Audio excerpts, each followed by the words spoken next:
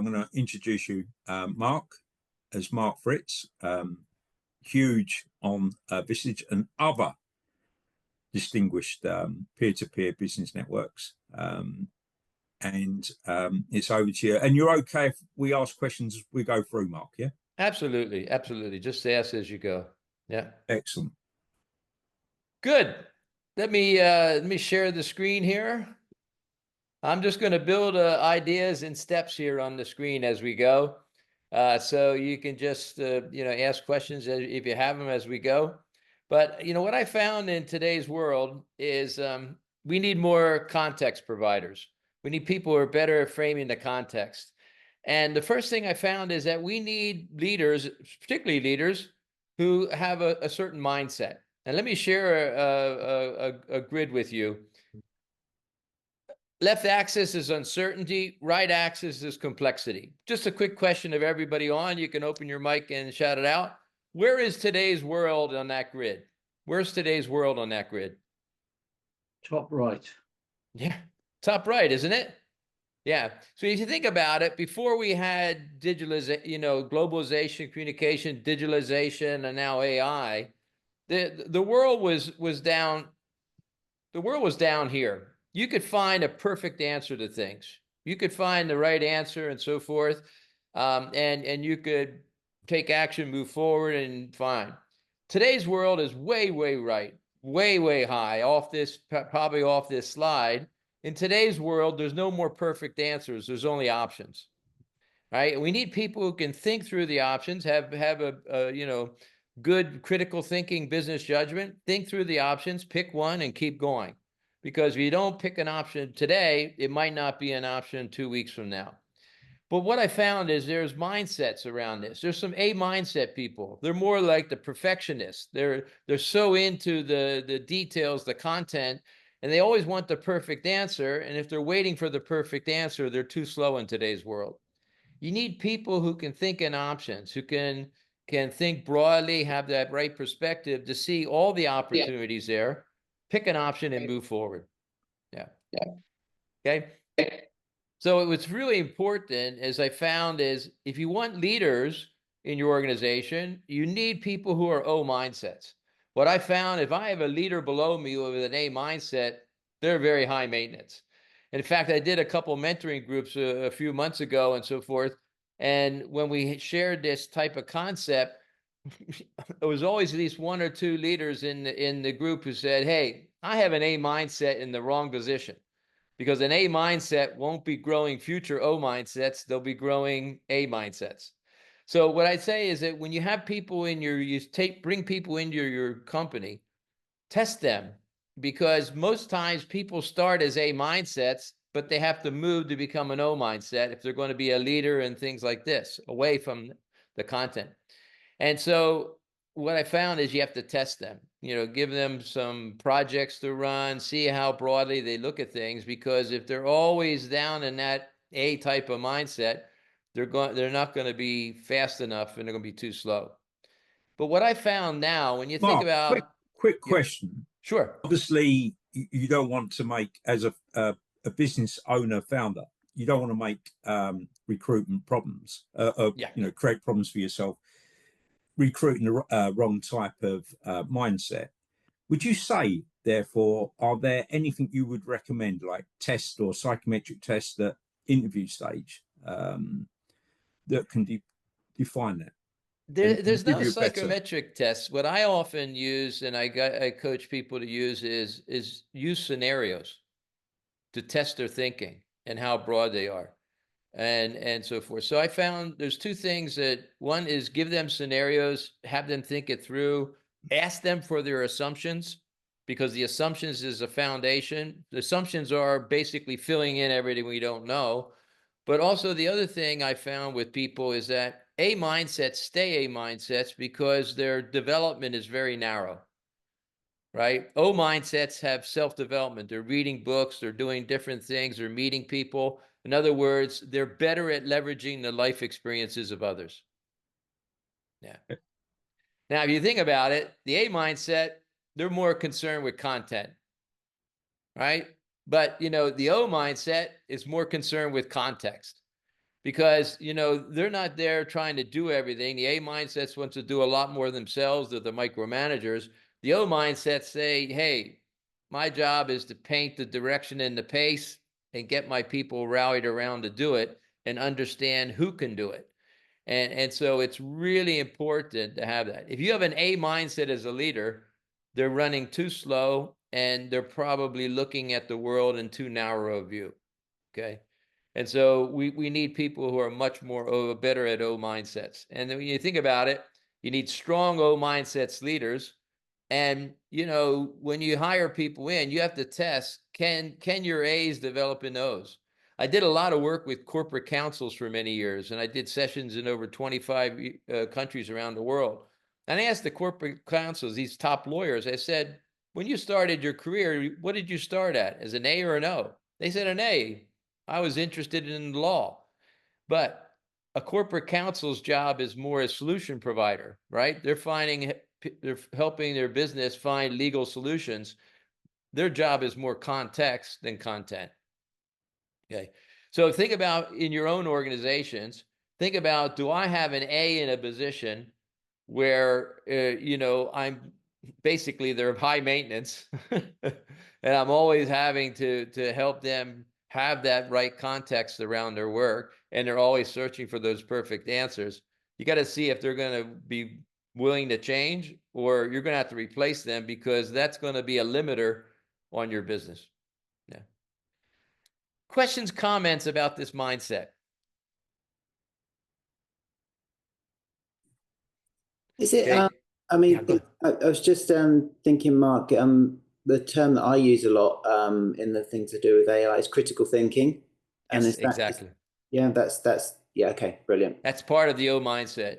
It's critical thinking, but also an O mindset leader who's powerful. They're not just thinking about the situation, maintaining the right perspective, is they have the influence skills to execute what they're thinking and what they're deciding, right? There's an old saying that says, we don't make good decisions. We make decisions and then we make them good. You can decide, but if you can't implement, it's not a good decision. Yeah. Yeah. So critical thinking is absolutely key these days. That's why you ask people scenarios, you ask them for the assumptions, and those are the types of things that uncover people's ability to think. Yeah. So you think about that, you need to have you need to have a pipeline of O mindset leaders. In other words, you have to have role models. And what I found is a great way to do is map your team according to this: performance and behavior. The green box is where you need to invest more of your time. A lot of times we say our best people don't need our help. I'll help the gray boxes. No, you help and you grow the green boxes, and you ask the green boxes to keep supporting the gray boxes. I'll tell you a very interesting thing. I lived in Japan for 5 years. I was only there for 2 weeks when I didn't know any of the language at that time. And a lady would come through pushing a cart selling teas and coffees. And she brought a young girl with her, and the girl was her daughter. Now, she didn't know how to say daughter in English. I didn't know how to say daughter in Japanese at that time. So she said this is my copy. This is my copy. That box, everybody else copies. They're the extension of you when you're not around. And the more you grow them to be better role model, the more you're reaching and you're extending beyond your personal reach. And so I found is we need to spend more time making sure that our role models are O mindset. They're helping the other boxes, and basically the red box we need to get out the door. So in leadership, I found you grow and you make them slightly uncomfortable, your green box, so they keep growing. You make your red box extremely uncomfortable, so they leave. And what drives a red box to leave more is not performance pressure, it's more behavior pressure, which drives the red box to leave voluntarily. Okay. So I think we need, and what I see in a lot of leaders is they need to invest more and keep growing their role models, because that basically drives the business when you're not around. And ask the role models to help the rest. And basically you're growing your replacements, or you're growing people who can step into bigger and bigger operational roles and let go of things. You can let go of things as well. So what I think is that a great way to look at your business, and everything from mid-career onward, I had mapped my team, and I had my leaders below map their teams, because we invested in that green box with projects and other things to keep them growing faster. And we partnered gray box people with the green box in order for them to learn faster. And I don't know about you, but people grow 10 times faster in a project or a task force than they do in the day-to-day. So we always have to have projects going along. So you need people, you need a pipeline of these old mindset leaders, the green box. And the three things they need to be able to do: they need to be able to think in options with critical thinking, they need to be able to decide, and they need to be able to influence others. Sometimes you have people who have the options and the decide part, but they don't have the influencing skills to, make those decisions good. And you need all three. Yeah. Does that make sense? Yep. Biggest problem you have in business is the top left. Someone's extremely good at performance, but they're a disaster in behavior. In corporate slang, they used to call them the corporate terrorists, because they're delivering like hell, but they're destroying the culture at equal ways. So be careful about those. The biggest problem you have in business is when your green box has influencing skills that are weaker than the corporate terrorist manipulation skills. If the corporate terrorist manipulation skills is stronger than the green box influencing skills, you've got a problem. Yeah. Okay. Any questions, comments? Now, let's talk about the context provider. And we'll talk about it in two parts. You need context providers. When you think about it, you need that old mindset. But what is context? Context is basically why and where. It's why and where with our clear expectations of what good looks like. It means what we're asking people to achieve. And what I found in today's world is we're so busy, is when we delegate things to our team, we don't explain what good looks like from our perspective. And then we're disappointed later on. And if you don't explain what good looks like, you have a tendency to dip in and micromanage too much as well. And all this context is all based on where we're heading. It's the future. All right. So it's why and where. And I'll give you one tip that I found working with different organizations. When you explain the why and where, explain it with different mileposts along the way. Some of your people can see 10 miles down the road. Some of your people can only see the next 100 yards. So what I found with people explaining why and where in the context, they explain it with different milestones down the road turning into the future, so that each people can see themselves a part of it. And so a context is only powerful if it becomes in some way personal for your people. So that's why it's important to have those milestones and so forth. And the best way to share a context is through stories and examples. Okay. Stories and examples embrace people and the way to go. But one thing I found now is we don't invest enough time up front to explain what good looks like on the outcome or the achievement we want, and we get disappointed later. Okay. Make sense from a context? Yeah. Now, here's the thing. If you're going to frame that context, we have to elevate our level of influence. And what I'm going to share with you is this is the levels of influence that I found. And we're going to share with you where does context reside on these levels. Okay. Your first level of influence is how. You're telling your people how. That's the micromanagement level. That's the lowest level of influence. You tell how, they do, they come back to the next how. The next level of influence is what? You're delegating an outcome, what they need to achieve, and you're giving them some flexibility on the how. What enables leaders to move from how to what is by asking more questions. You have to stop giving your people the easy answer, and you have to ask more questions. Now, if you really want to get to the level of leadership where it makes a huge difference, is you got to get the who. You got to think who. And this is going to sound like Dr. Seuss, but if you don't have a who is the who? It's always you. We've got to be thinking who versus how all the time as a leader, so that we're delegating faster, we're involving people faster, etc. Just a quick comment that I had from one guy I was coaching. I was coaching him for a couple months. He sent me an email, and the subject line of the email was, "My how is who." Now, he explained this. He had a huge problem. His first instinct was to call his best person in and tell them how to fix it. But he heard my coaching voice in his head. So he called his best person in and said, "Can you come back tomorrow morning with 2 or 3 options to fix this problem?" The person came back with the options, fixed it perfectly. So he figured out his job as a leader. He said, "My how is not how. My how is who. My how is hiring the right who, empowering the right who." And then I gave him the Dr. Seuss. If you don't have a who, the who is always you.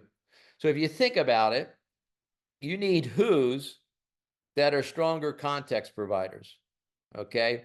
And they can help you drive things forward and will take ownership, and you can empower them. Now, a who can do a lot of the what and the how by themselves, but only if they're empowered by the next 2 levels, meaning where and why. All right, you give people a strong where and why, they can go after and attack the rest by themselves. Now, if you think about what context is, we said where and why, but there's one more W missing, because unless you have a when, you don't have a sense of urgency.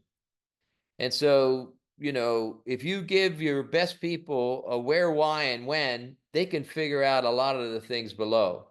But if you're down micromanaging what and how, you're losing the power of what you have in your team, because it's impossible to use people's potential when you're only managing them at the what and the how level. Where you get people's potential is when you're framing context and allowing them some freedom, not only on the how, but you're allowing them some freedom on the what as well. And so you think about your own leadership. Where do you spend most of your time? Is it what and how? Or is it why and where, right? Why and where is the driver's seat of leadership. What and how, particularly when you're down in how, you're in the passenger seat, because basically you're driven by your people, because you have to be around to give them the answer to keep things moving forward. So what I really found in today's world is us as leaders, because we can get AI and other people to do the content, we have to step up our game away from what and how to more who and above, and really why and where. And so it's really about growing your leaders into stronger context providers. That's your who. And really surround yourself with a who can influence at why and where as well. Not just do the work, but can influence others at why and where.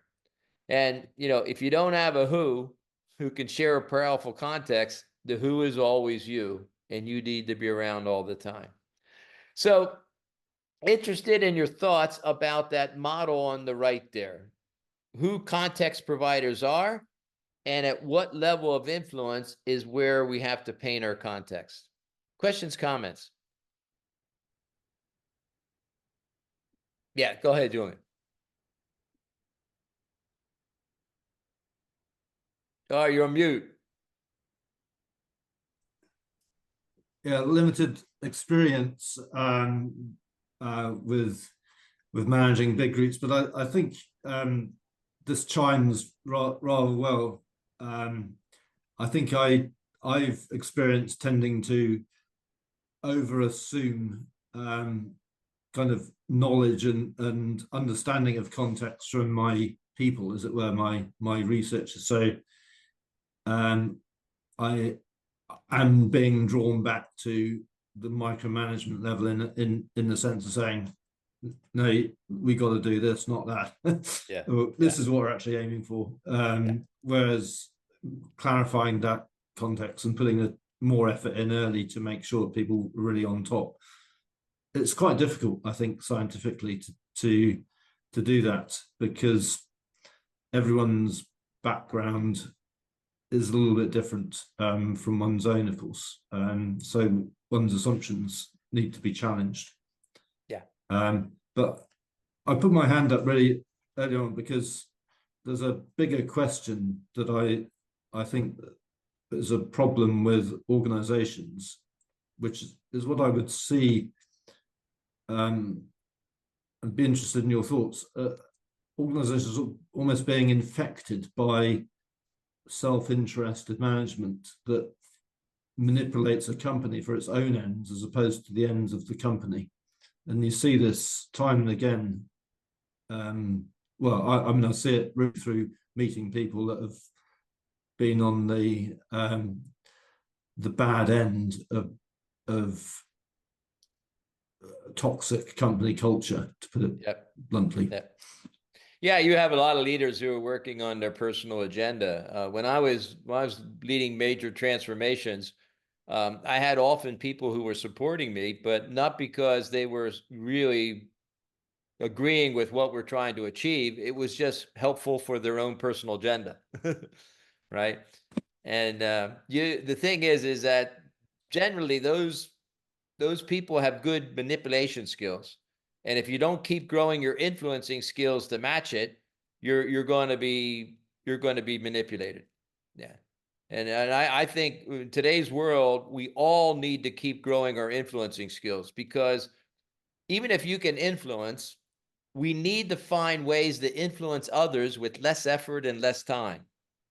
So we always have to be looking at ways that we improve that. And what I encourage people today is leadership is influence, and influence is leadership. If you're just micromanaging people, you're just telling them what to do. That's not really influence or leadership. You have certain power and control over them. So I would say everybody should constantly be growing their influencing skills to be able to handle those type of toxic people. Yeah. Yeah, Martin, you had your hand up. Yeah, good morning. Mark, amazing. You've just made me realize that for a company I worked for previously, I was an A mindset. Okay. And I did not last. And everything you described happened to me, as in, like, it got so uncomfortable, I left. And I wish that I'd known this to get that higher perspective in that moment. And what I didn't have was somebody who sort of mapped it out. Yep. Somebody had very good intentions, and they had their own sort of internal vocab about how to speak, how to speak about it. But it wasn't, maybe I didn't have the hindsight either. But I think, because I feel mindset's really powerful. Like, you need to have the right mindset. It can either make you or break you. And so when you're highlighting the options mindset and that's context and all sorts of things, that's aspirational where I want to be. But I'm also like, shit, I was that guy that I didn't want to be. So I don't really have a question. I'm just sort of sharing that this is incredibly good. Thank you. Yeah, it's a good point. I had people, and what I did when I was leading is I give them projects that stretch them. Right? I give them a project where it's not going to be as simple. It's going to cross departments. They have to think more broadly. And I see if they're willing to step up or not. If they're willing to step up, then I can make the investment in them. But if they're not willing to step up, I don't want to make the investment in them necessarily. And maybe they're more on the technical side of a career path versus the leadership side. Yeah. Yeah. And so projects are like a double win. You always get something done, and you can test people's ability, because you can put boundaries around a project that you can't put on the day-to-day around their decision making. Yeah. Neil, you had a question. It's about change, really, because a lot of the things I experienced in kind of my consulting and corporate career is that people want to go through something to get to an end point, and they feel that something that I'm working on with my kind of, thought leadership at the moment is about changing people's attitude to change, or resetting change, because change is about the only constant that we're going to be living with. Exactly. This moment in time. And I just wanted to kind of, grasp your thoughts on how we make people feel comfortable in working in focused short-term modules. I mean, in my world, it's called sprint design, but how do we make these corporations that used to be so solid, there was a way of doing something, this is the way we do it, this is what success looks like, to something where nobody really knows what success looks like, and I don't think that's ever really going to change. Yeah, I mean, we're always chasing something that you do. I tell you what I found, a couple things. Well, actually, two things I always used to use. One is you need to talk potential with your people. In other words, if you never talk potential to someone in your team, and you gave them something really difficult to do, they say you're dumping on me. But if you talk potential and say, you need to learn to influence it better this way, you need to be able to do this, and then you give them this task or project, they go, yes, I get to do it. And so I found that people will step out of their comfort zones in much bigger ways when what they're being asked to do is using their potential. And so I think it's one of the most underutilized things. The second thing that I used to do is I always had small, medium, and large projects always happening in the organization. And so if you have the day-to-day and you have small, medium, and large projects, either transformational or just improvement projects, everybody gets a sense of feeling that change is normal, because something is changing all the time in some way. Right? It's when you do these changes and then you relax for a couple of months, and then you do these changes and then you relax for a couple of months, where you're starting to get people just say, okay, I want to stay in the relax mode. But don't underestimate the power of talking to someone about their potential, and then giving them things that they could use it, even though it's going to push them out of their comfort zone.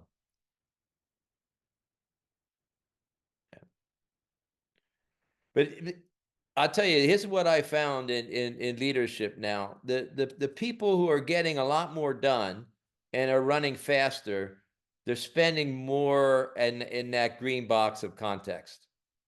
And because they're enabling their people to come up with more of the what. The people that are buried down in the how all the time, I mean, you're basically managing your team based on your head capacity to keep everything straight, to tell people what to do. You're not using your people's heads, and that's really, really key. Any other comments, questions before I ask you a question? Okay, let me ask you this question. What's your biggest takeaway from today? And when I mean takeaway, let me share, maybe add a little something to it. When I work with very good leaders, some of them take lots of notes, some of them take no notes.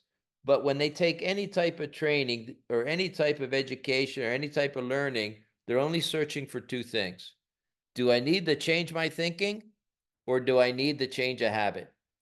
Right? Your mindset or a behavior. Because, if you pick up something you do every 2 months, it doesn't help you. If you pick up something you do every day or every week, or you change your mindset, it changes your behavior. So, question, what's your biggest takeaway from these ideas? You can just open up your mic and say. Go ahead, Mark. To make sure that I'm an O mindset and no longer the A. I don't know if you see the sketch in the chat I just put in. I know I didn't see it. Let me see. Oh, okay. It's like, don't be that caterpillar that crawls along. Yeah. How do you become the sort of more agile butterfly? So Exactly. Fly a little higher and empower a little more. Good. Any others? My thought, or there's lots of positives, but the one negative that came up was thinking about how we're not really setting up our kids to think like this. It's that challenge between, you know, we ask our kids in education to learn answers, and answers is seen, your ability to answer questions is seen as your intelligence rather than your ability to think, respond, evolve as intelligence. And I think, that's a challenge which I don't really know how we're going to tackle, because that's not coming top down. Yeah, if you think about it, right? You know, what you put in the Chat GPT or any AI tools, that's context, that's script. You know, you don't put a good script in, you don't get out what you want. And that thinking, you know, how we frame that, how broad, what the perspective, do we look at our world in black and white, or we do look at it in colors? We'll get better answers out for sure. So we have to teach our young people that for sure. Yeah. Yep. Peter or Julian, what did you come up with? I'm on my own at the moment, waiting to get investment before I form my organization. But in the past, I've run organizations, and what I've done is taken what you said there and thought back to what I've done myself in my previous jobs and things, to compare, am I an A, am I an O, like Martin has done effectively. Okay. And to be honest, it comes out, quite favorably, really, in that, but the use of different words. I mean, one of the examples is when I was in the Air Force, and we brought together very highly skilled technicians and engineers with people who just dealt with post office savings books, and it was how you manage that change management, as Neil raised. Okay, good. Hey, we're out of time here. Can I do one thing? Everybody, put your number one takeaway into the chat, because we have a number of people who join us. So just put it in so everybody can see each other's takeaway. Okay. Also, I'd like to offer you something. With all my clients, I do daily reminders. So if you would like to get a daily reminder, and so for 6 months after I do things or during I'm coaching, I provide daily reminders in illustrations like you see there, or ideas, or 15-second animated videos. If you would like these daily reminders, all you have to do is send me a WhatsApp. Just mention this presentation. I'll create a group just for you guys. And every morning for the next 6 months, you'll get a daily leadership reminder. So if you're interested in having that, please send me a WhatsApp. And I think if everybody puts their ideas, what they take away, into the chat, then everybody can see each other's. So comments, questions? I don't want to take any more of your time, but hopefully you got some ideas from here. Interesting to move from sort of engineering mindsets which operate in particular regimes, and an engineer's job is to make sure the plane flies. But in order to run an airline business, you need to have that extra contextual ability to deal with multiple dimensions of complexity. So it's just a very stimulating map, I think, to think about what the job of leadership is versus doing particular projects. I think it's been a fundamental insight, but worth reflecting on, powerfully. I think. If you really think about it, the lowest level of leadership is how. That's kind of like addition power. The highest level of leadership is why and where. That's kind of like multiplication power. So if you want to multiply your impact, you have to raise your level of influence. Yeah. Good. Well, good. So Mark, Ollie, thanks a lot for having me today. It was really a pleasure to do this. And as I said to people, if you'd like to have those daily reminders, just send me a WhatsApp. I'll put the number in the chat as well here. Thank you very much, Mark. And also, can you send us the slides? I did. Oh, you have? Yeah, we'll get them. I sent it to you yesterday. You have the slides, and Yeah, we got them. I also provided a one-pager on with more detail about this level of influence that I think everybody would really appreciate. Well, Mark, over the next few days, you're going to receive a lot of love and big ups and respect from us on LinkedIn and maybe some other social media sites. So yeah, we thought that was wonderful. And thanks, guys, thanks for turning up, and have a great weekend.